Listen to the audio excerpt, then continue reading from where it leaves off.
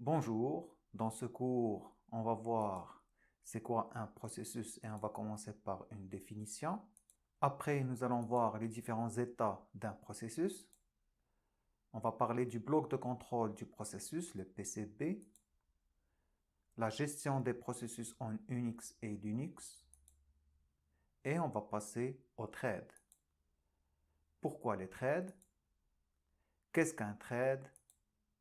Avantages des threads, thread noyau versus utilisateur, les modèles du multithreading, librairie de threads, et on va terminer par une petite comparaison entre les processus et les threads. Alors, comme définition pour les processus, la chaîne de production de programmes transforme un programme écrit dans un langage haut niveau à un programme exécutable. Ce programme est une entité passive. D'habitude, il est au disque dur et pour l'exécuter, on doit d'abord le charger en mémoire.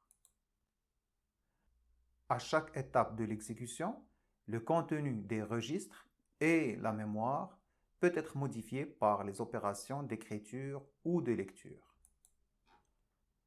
Alors, un processus est l'image de l'état du processeur et de la mémoire au cours de l'exécution d'un programme. Un programme, on a dit que c'est une entité passive, il est sur le disque dur. Un processus, quant à lui, est un programme en cours d'exécution auquel est associé un environnement processeur. On lui associe le compteur ordinal, les registres, etc. et un environnement mémoire, la zone pour le code, la zone pour les données, la pile, etc. Un processus est l'instance dynamique d'un programme. C'est une entité active. Elle a un état qui change bien sûr. Un processus incarne le fil d'exécution d'un programme dans un espace d'adressage protégé. Un programme peut avoir plusieurs processus. Le processus dispose d'un espace adressage en mémoire pour s'exécuter et dans lequel il peut lire et écrire. Un processus prend un espace mémoire et il y a une partie qui est réservée aux données, une partie qui est réservée au code, aux différentes instructions. Nous avons la pile, le tas et des arguments. Le tas, c'est une mémoire allouée dynamiquement durant le runtime du processus. C'est le programmeur qui la gère, c'est à lui de réserver et de libérer les allocs, mallocs si vous vous souvenez, etc. Donc la pile, ici la pile qui permet de stocker l'état du processeur lors d'un appel de fonction. Quand on appelle des sous-programmes, on doit revenir là où on était. On utilise la pile pour enregistrer l'adresse de l'instruction qu'on devait exécuter avant l'appel du sous-programme. Les données, bien sûr, c'est les différentes variables qu'on utilise. Et le code, c'est les différentes instructions.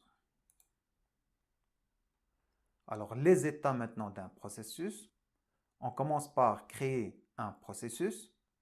Il est prêt dans Ready et il attend qu'il soit élu, qu'il soit choisi pour l'exécution. Quand il est exécuté, il peut être interrompu. Il revient après. Si en cours d'exécution, il fait une opération d'entrée-sortie, il est automatiquement bloqué. Il attend pour la réponse de l'entrée-sortie. Dès qu'il a cette réponse, il revient à Ready et il attend à ce qu'il soit choisi pour s'exécuter à nouveau. Et bien sûr, s'il est terminé, il passe à Terminated. Au cours de sa vie, le processus passe par plusieurs états. On a dit nouveau, processus en cours de création. Actif, élu, ça veut dire que c'est un processus en cours d'exécution. Il y a un processeur qui est en train d'exécuter les instructions de ce processus. Bloqué ou en attente, il attend un événement. Le processus attend qu'un événement se produise, la réponse d'un périphérique d'entrée-sortie par exemple. Prêt, Redis, il est prêt à l'exécution. Le processus attend d'être affecté à un processeur. Il dispose de toutes les ressources. Il attend juste son tour. Terminé, c'est le processus a fini son exécution. Lors des opérations de commutation de contexte, ça veut dire quand on va changer de processus, le processeur va aller prendre un autre processus pour l'exécuter et par la suite, il va revenir à celui qu'il était en train d'exécuter. Donc, le système d'exploitation doit sauvegarder, bien sûr restaurer, le contexte mémoire et le contexte processeur. On a dit que le processus, il va mettre des valeurs dans des registres, dans la mémoire aussi. Donc, avant de l'enlever du processeur, on doit sauvegarder toutes les valeurs des registres et de la mémoire. Comme ça, quand on veut le récupérer, on peut récupérer les valeurs qu'il y avait dans le registre et comme ça, il peut poursuivre son exécution de là où il était. Le système d'exploitation crée alors le bloc de contrôle du processus, le PCB, qui est une structure de description du processus associée au programme exécutable. Avec le PCB, j'ai toutes les informations sur le processus, donc je peux le restaurer à n'importe quel moment. Qu'est-ce qu'il contient, ce PCB? Le PCB contient un identificateur unique du processus, PID, qui est un entier, l'état courant du processus, est-ce qu'il est actif, bloqué, prêt, etc. Le contexte processeur et contexte mémoire du processus, les différents registres, etc. Emplacement de l'instruction à exécuter par la suite, contenu de tous les registres centrés sur le processus et la mémoire allouée au processus. Des informations diverses de comptabilisation pour les statistiques sur les performances système, pourcentage du CPU utilisé, temps écoulé depuis le démarrage, etc. Et des informations liées à l'ordonnancement du processus. C'est quoi sa priorité, sa position dans la file d'attente, etc. Les entrées-sorties aussi, quels sont les fichiers ouverts, les périphériques associés, etc. Ici, un exemple de commutation de contexte. Alors, nous avons le processus P0 qui était en cours d'exécution. Nous avons un appel système. Donc, on va sauvegarder le PCB du processus 0. C'est le PCB 0. Par la suite, on va choisir le processus P1. C'est lui qui va s'exécuter maintenant. Donc, on va charger le processus P1. On va le charger du PCB de P1. Il va s'exécuter jusqu'à ce qu'il fasse un appel système lui aussi. Et là, il va être bloqué. Alors, on va enregistrer les modifications sur le PCB1. Et après ça, on va recharger le PCB0 qu'on avait sauvegardé. Et comme ça, le P0 continue l'exécution de là où il était. Maintenant, la gestion des processus en Unix et Linux. Un processus peut en créer un autre. Le premier est appelé père et le second fils. Le fils peut à son tour créer d'autres processus. Il devient le père de ces processus, etc. Ainsi, un arbre de processus est constitué. Chaque nœud de l'arbre est un processus avec un nom et un identifiant PID, Process Identifier, différent. Chacun a son propre PID. Alors ici, un exemple d'arbre de processus. Nous avons le PID0, le nom c'est init. Et là, de ce processus, on a créé 1, 2, 3 processus. Le nom login, le PID, vous voyez, chacun il a un nom différent et un PID différent. Et chacun il peut créer d'autres processus. Un processus sous Linux Unix est représenté par la structure C task-struct. Voilà quelques champs de cette structure. Et pour avoir les champs complets, ils sont dans le fichier cshed.h dans Linux. Parmi les champs que nous avons, l'identifiant du processus bien sûr, l'état du processus, informations sur l'ordonnancement, par exemple la priorité, la position dans la file, etc.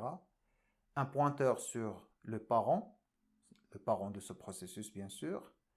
Nous avons une liste des enfants, une liste des fichiers ouverts et bien sûr information sur l'espace d'adressage du processus. Il existe plusieurs options pour le partage de ressources entre le parent et les enfants. La première, c'est que le parent et les enfants partagent toutes les ressources.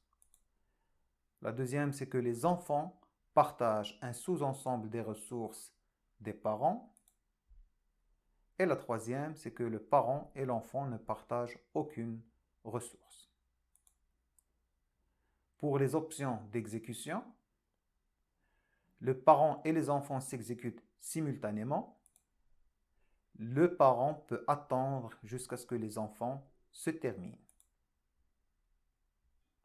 Lorsqu'un processus fait un appel système avec la fonction fork, il crée un processus fils identique à lui, un clone, sauf pour le PID. Chaque processus, il a son propre PID. Pour ne pas exécuter le même code, la fonction exec fournit le code à exécuter pour le fils. Elle charge le programme dans l'espace de processus actuel et l'exécute à partir du point d'entrée. Ça ne sert à rien d'avoir les deux processus qui sont déclenchés, qui sont exactement la même chose. On veut qu'il exécute une autre partie du code. Alors, on peut utiliser exec pour changer ce que le processus est censé exécuter. Les processus fils et parents continuent leur exécution en parallèle après l'appel du fork. La fonction wait peut être utilisée pour suspendre le processus de l'appelant jusqu'à ce que le fils ait terminé son exécution. Un processus en cours d'exécution, il peut créer un autre processus avec fork et s'il ajoute le wait, ça veut dire qu'il va arrêter son exécution jusqu'à ce que le processus qu'il vient de créer se termine. Donc le fork, il retourne le PID du fils au père et 0 au fils. C'est comme ça qu'on fait une différence entre le père et le fils. Donc PID égale fork. If PID égale -1, si c'est -1, donc il y a eu une erreur de création. Si le PID est égal à 0, alors cette partie-là, ce code-là est pour le fils. Et si il est différent de 0, cette partie-là, c'est le père. On voit ici, le parent, il fait un fork et nous avons un PID qui est le process ID de l'enfant.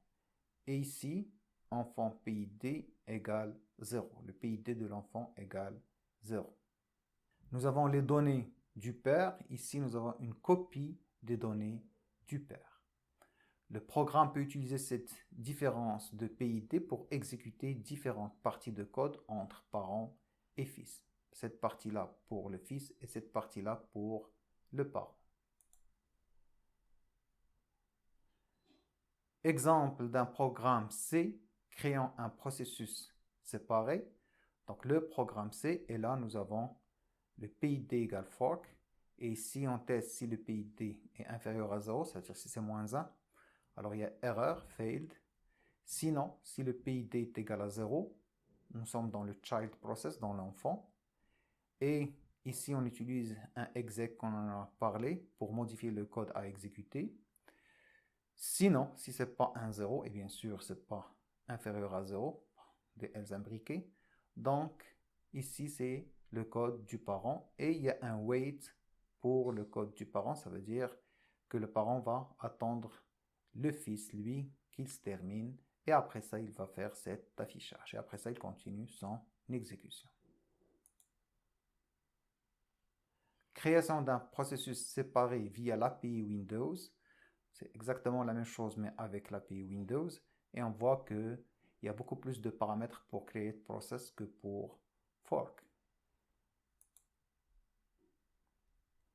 La fonction fork réalise les tâches suivantes. Teste l'existence des ressources mémoire suffisantes pour permettre la création du nouveau processus. Calcule le PID du processus enfant. Le noyau explore ensuite la table pros pour vérifier que ce numéro n'est pas en cours d'utilisation. Si le numéro existe dans la table, le calcul est relancé, juste pour avoir un PID différent de tous les autres processus. Recherche une entrée libre dans la table des processus, une table qui garde trace de tous les processus créés. Duplique le contexte processeur et mémoire du processus parent. C'est un clone. Met à jour les tables système pour considérer le nouveau processus créé. Le processus fils peut se terminer de différentes façons. Il se termine normalement après l'exécution de la dernière instruction du code qui lui est associée. Sinon, il peut exécuter une instruction d'autodestruction, comme le exit. Un processus peut être détruit par un autre processus, avec le kill ou abort. Une erreur peut provoquer la terminaison d'un processus. On dit peut provoquer la terminaison d'un processus, ça dépend de l'erreur et comment est-ce qu'elle est gérée. La relation hiérarchique entre un processus et ses descendants est utilisée essentiellement pour contrôler la destruction des processus. L'enfant a dépassé les ressources allouées, on va le terminer, ou la tâche assignée à l'enfant n'est plus requise, donc on va le terminer aussi. Généralement, la destruction d'un processus entraîne la libération des ressources qui lui avaient été affectées. Le PCB est effacé, il disparaît de la table et des files d'attente du système. Ici, on voit un fork, donc le parent, il wait pour l'enfant. Pour le child, on a utilisé exec pour lui donner le nouveau code à exécuter. Et une fois qu'il fait un exit, il termine. Donc là, le wait, elle va récupérer que l'enfant est terminé et le parent, il peut continuer son exécution.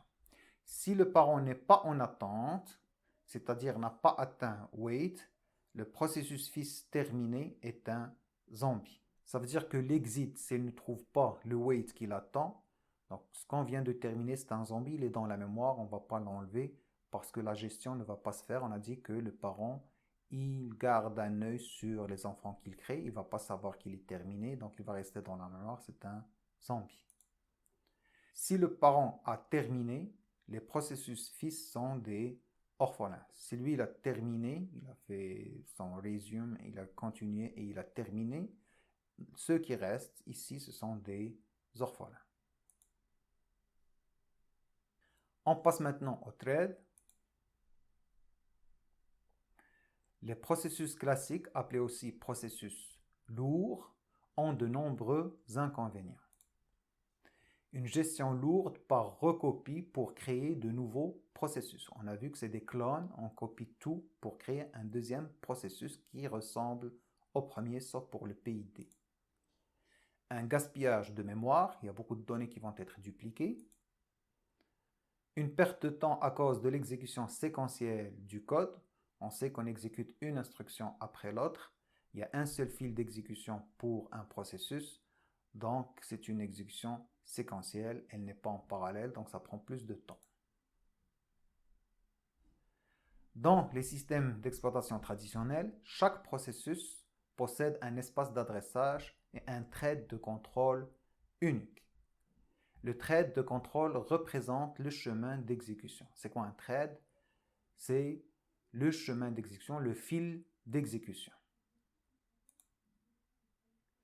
Pour plusieurs raisons, il est souhaitable d'avoir plusieurs threads, c'est ce qu'on appelle des processus légers, dans le processus lourd.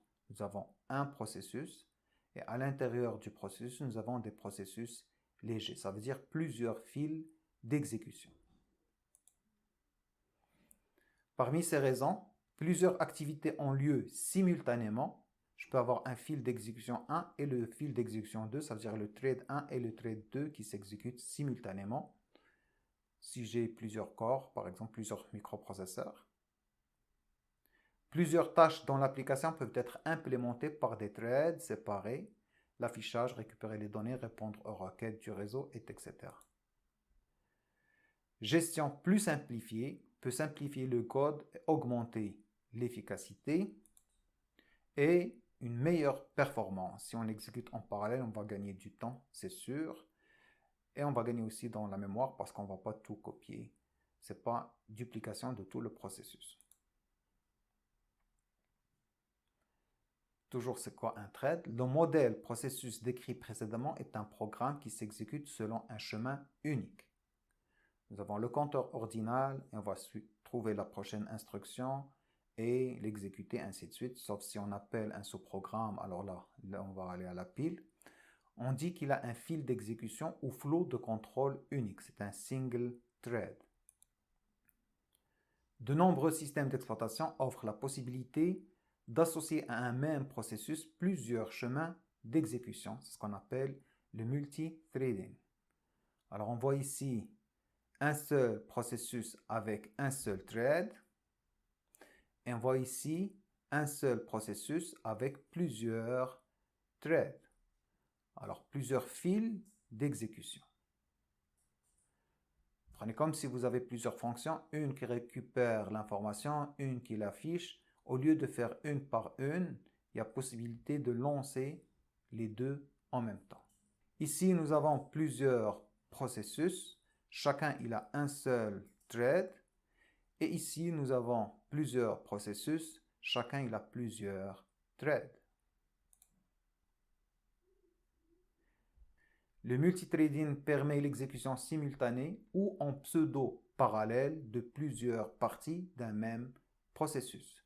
Parallèle si on a plusieurs corps ou si on a plusieurs processeurs, et du quasi ou du pseudo-parallèle si on a un seul processeur. Donc regardez ici le single thread process, un processus et un thread à l'intérieur.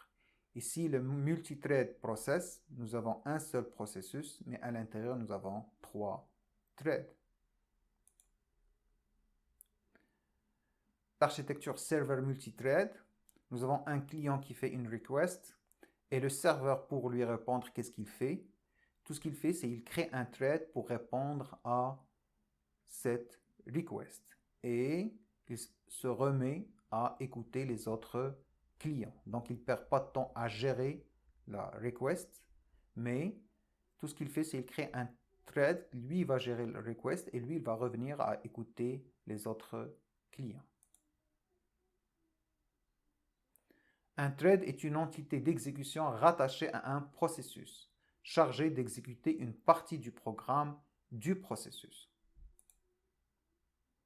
Pour un processus, ces threads, fils d'exécution, partagent l'ensemble de ses ressources, l'espace d'adressage, fichiers ouverts, etc. Un processus léger, thread, est par nomination plus léger à gérer et sa gestion peut être personnalisée. On voit ici un single thread process. Regardez, nous avons le code data files. Donc, si on le duplique pour créer un autre processus, on va copier le code data files. Ils vont être recopiés. Par contre, ici, nous avons plusieurs threads. Nous avons des piles pour chacun, des registres pour chacun, mais ils partagent tous le code et les données et les fichiers ouverts. Donc, c'est pour ça qu'ils sont légers. Ils sont légers parce que on ne va pas copier ces informations pour chacun des threads. Lorsqu'un processus est créé, un seul fil d'exécution thread est associé au processus. Ce thread est le thread principal qui exécute la fonction main du programme du processus. Ce fil principal peut en créer d'autres, threads par la suite. Chaque processus léger qu'on crée, chaque thread, nous avons un TCB pour lui, un Thread Control Block. Dans le TCB, on va trouver un identificateur unique, un état en exécution, en attente, etc. CPU information sur le compteur ordinal et les autres registres. La priorité, la position dans la file d'attente, ou c'est quoi sa priorité. Un pointeur vers le processus qu'il a créé et des pointeurs vers les threads qu'il crée. Avantage des threads, la réactivité. Le processus peut continuer à s'exécuter même si certaines de ses parties sont bloquées. Très importante pour les interfaces utilisateurs. Dans un processus, s'il plante, c'est tout le processus qui plante, on ne peut plus rien faire. Mais si c'est un seul thread qui plante du processus, on peut exécuter d'autres threads. Partage de ressources. Les threads partagent des ressources du processus. C'est plus facile pour le programmeur que la mémoire partagée ou les mécanismes de passage de messages. Donc il y a une facilité de coopération. Il améliore les performances. On a vu que les datas et tout ça, on ne le copie pas, ils sont déjà accessibles pour tous les threads de ce processus. Économie d'espace mémoire et de temps. Il faut moins de temps pour créer et terminer un fils. Donc, juste une idée, sous Solaris, la création d'un processus est 30 fois plus lente que celle d'un thread. Changer de contexte entre deux threads d'un même processus. Pourquoi? Parce que le même espace d'adressage, les mêmes données.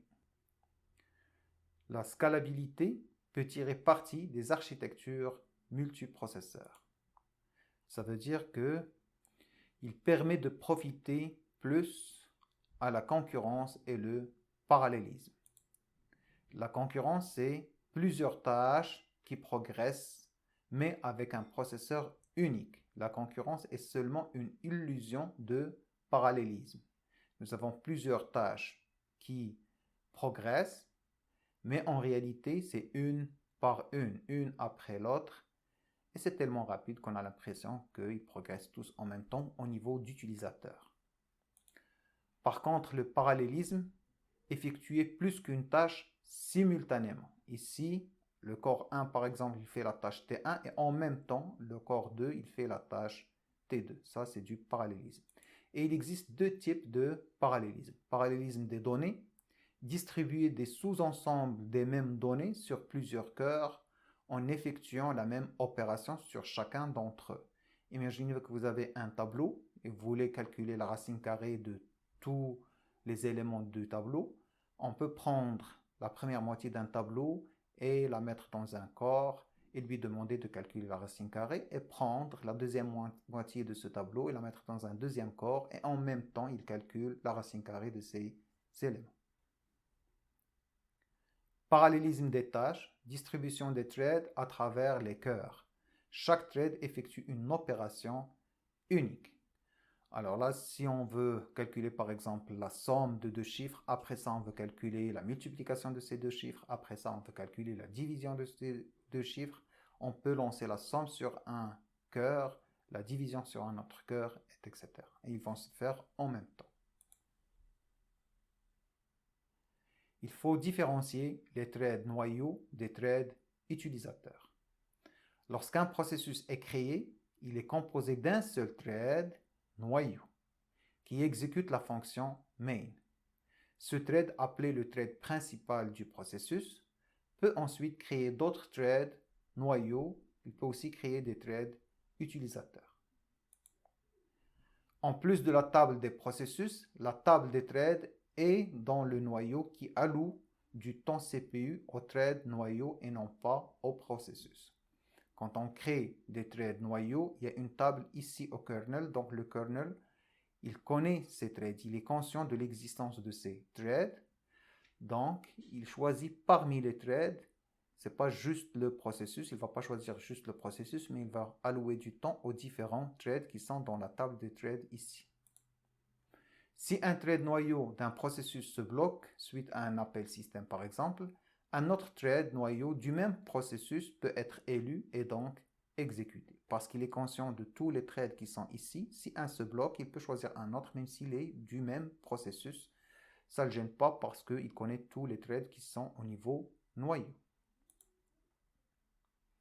Pour les threads utilisateurs, les threads utilisateurs sont généralement créés et gérés plus rapidement en mode utilisateur que les threads noyaux.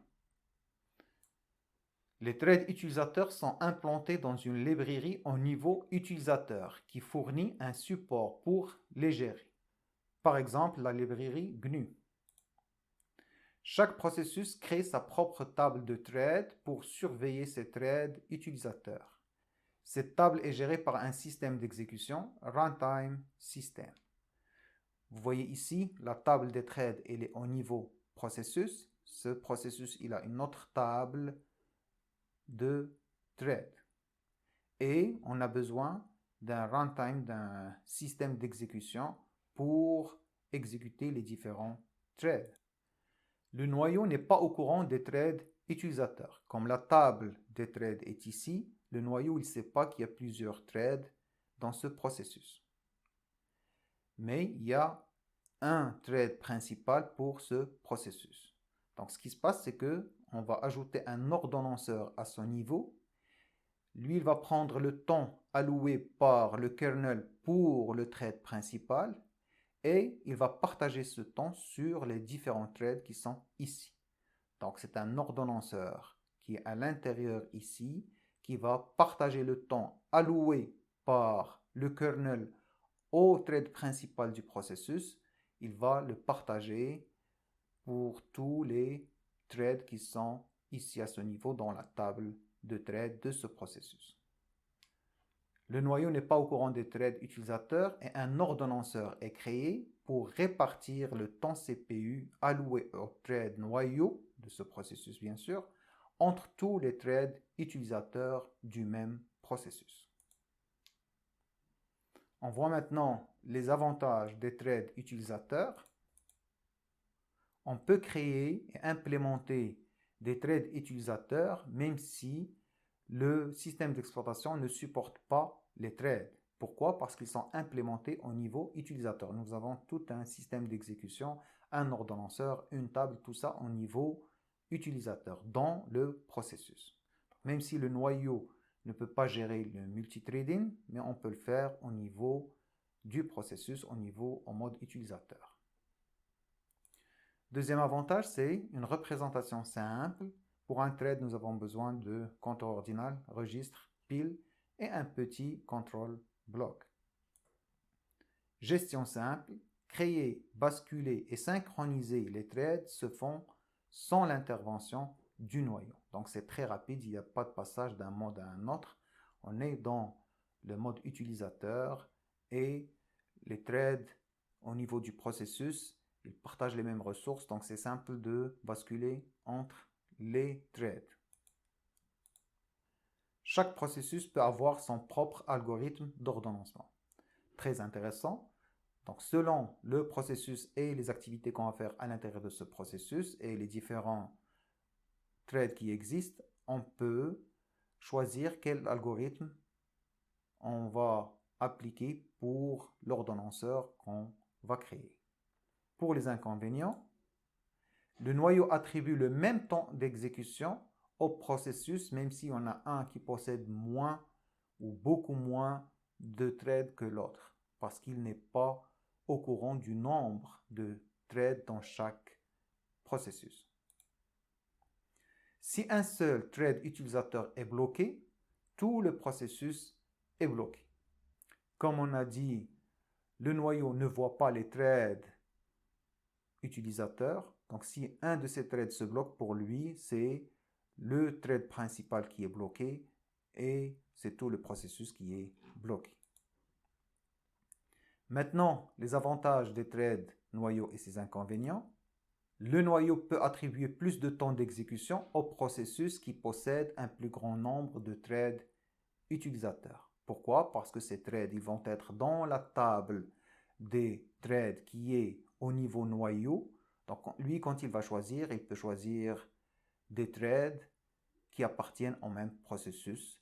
Pour lui, c'est juste des threads qui sont dans sa table. Et puisqu'il y a plus de threads de ce processus, c'est normal qu'il va choisir plus de fois des threads qui appartiennent à ce processus. Le processus n'est pas bloqué si un de ces threads est bloqué. Le thread, il est bloqué, donc il va choisir de la table de threads qui est au niveau kernel, donc il peut choisir un autre thread. Ce thread peut appartenir au processus dont le dernier thread a été bloqué. L'inconvénient maintenant des threads noyaux, c'est très lent. Gestion par appel système, on sait comment c'est lent. Gestion complexe, utilisation de tout le TCP pour chaque thread et non pas un petit bloc de contrôle comme tout à l'heure. Les modèles du multithreading. Un thread utilisateur ne peut pas être exécuté par lui-même. Il doit être mappé à un thread noyau. On a vu qu'il y avait un thread noyau principal et dans le temps attribué à ce thread, c'est là qu'on choisit les threads utilisateurs qu'on veut exécuter. Mais exécuter directement un thread utilisateur, c'est impossible. Il faut qu'il soit mappé à un thread noyau. Il existe 3 modèles de relation entre les threads utilisateurs et les threads noyaux.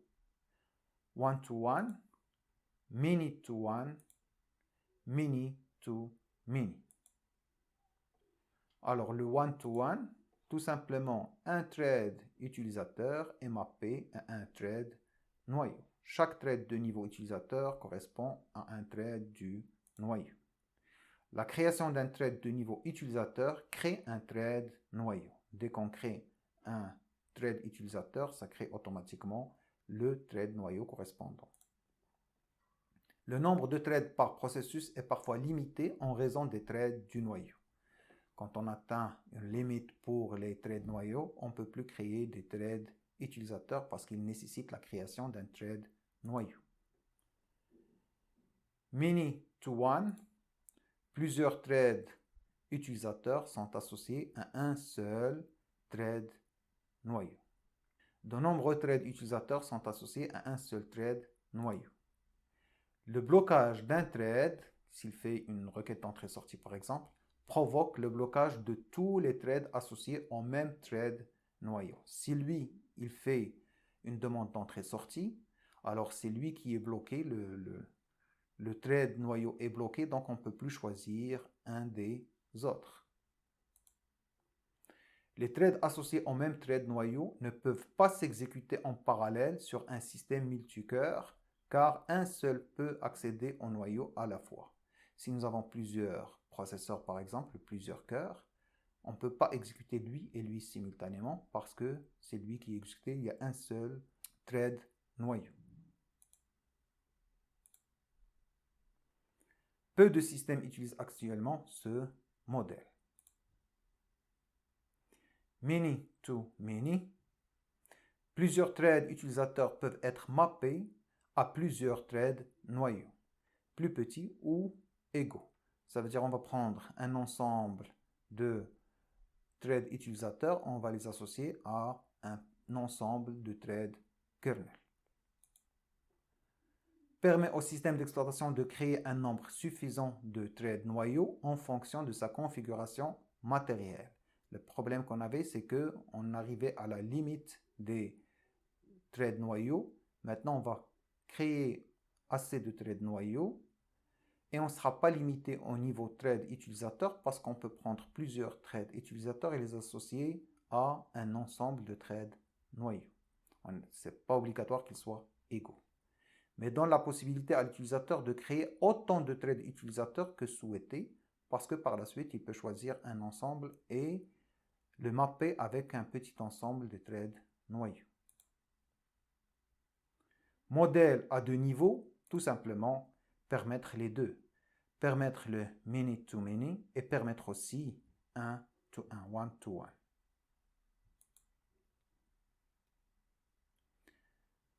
La librairie de thread maintenant. Chaque système d'exploitation avait sa propre thread API, ce qui engendrait plusieurs problèmes. Il fallait apprendre les différentes API des différents systèmes d'exploitation, modifier le code pour qu'il soit portable sur les autres systèmes d'exploitation. Alors, pour remédier à ces problèmes, le I3E a fourni un standard de POSIX, Portable Operating System Interface, connu sous le nom de pthread. Donc, sous POSIX, tout le monde va utiliser pthread. Il va respecter la norme de pthread. On va détailler un peu plus pthread. 3 principales librairies de thread utilisées aujourd'hui.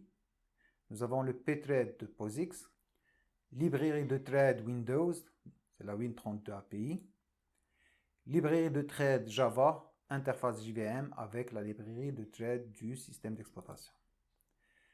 Les threads parents-enfants peuvent être synchrones. Le thread parent doit attendre la fin de tous les threads enfants, par exemple partage des données et combinaison des résultats. Chacun va faire des calculs et on va attendre tous les enfants pour sortir un dernier résultat.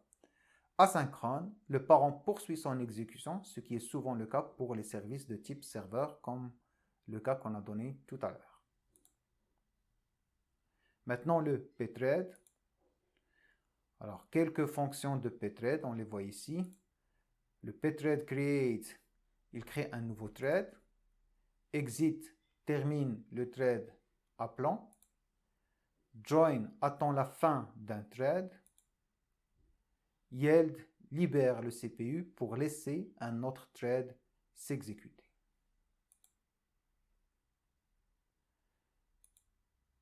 Alors, si on prend par exemple le int pthread create, voilà les arguments que ça prend. Et le TID ici, thread ID, sert à récupérer l'identifiant unique retourné lors de l'appel. Les attributs ATR, attributs utilisés pour définir un nouveau thread. La taille de la pile, la priorité, etc. Si vous mettez nul, ça veut dire que c'est les valeurs par défaut. Child main, fonction à exécuter par le thread enfant. Prend un pointeur void étoile et retourne un pointeur void étoile. Qu'est-ce qu'on va exécuter dans ce thread? Argument, donc le ARG, argument passé au thread enfant, paramètre de la fonction. Cette fonction, c'est qu'elle prend des paramètres. Pthread create retourne 0 si la création est terminée avec succès. Ici, un exemple complet de l'utilisation de pthread.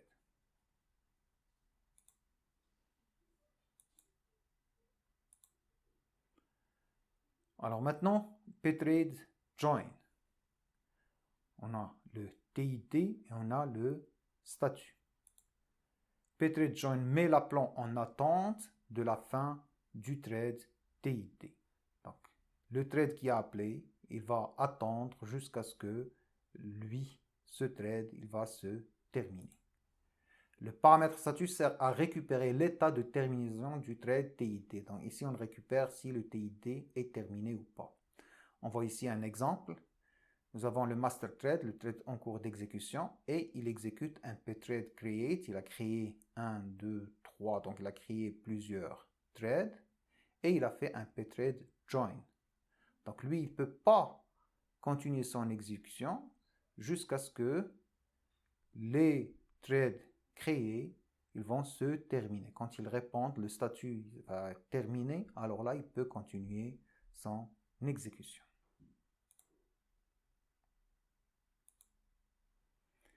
Un thread détaché par la fonction pthread détache, qui prend ici le thread, a pour effet de le rendre indépendant.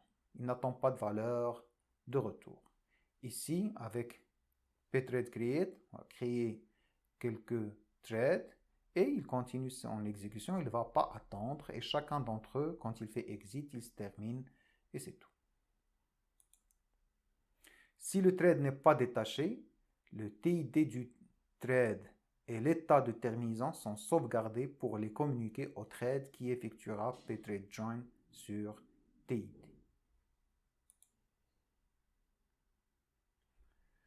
Un thread peut annuler, terminer l'exécution d'un autre thread du même processus en appelant pthread cancel.